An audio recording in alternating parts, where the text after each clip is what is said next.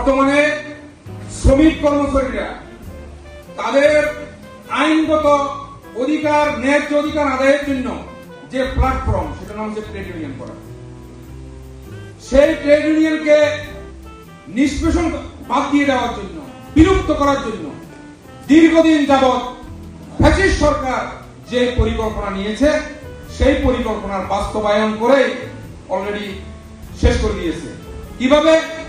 উপরে রয়েছেন আপনারা, নিচে আছেন আপনারা, আর যারা ট্রেড ইউনিয়ন করতে পারবে তাদের সংখ্যা, এই যে আপনারা যেসব পদে চাকরি করেন, এইসব পদে যেসব মানুষ রিটায়ার করতেছে তার জায়গায় কোনো প্রতিস্থাপিত হচ্ছে না, কোন লোক নিয়োগ হচ্ছে না।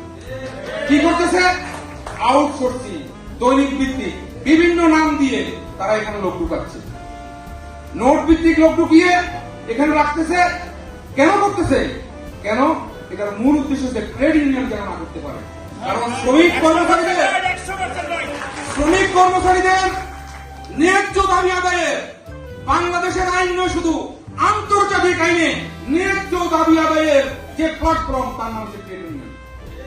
সরকার, বিগত ফ্যাসিস্ট সরকার ট্রেড ইউনিয়নকে বিলুপ্ত করে দেওয়ার জন্য এই কাজ করতেছে, যার প্রেক্ষিতে তৃতীয় শ্রেণী, চতুর্থ শ্রেণীর যে কর্মচারী আছে তাদের আর কোনো প্ল্যাটফর্ম থাকবে না।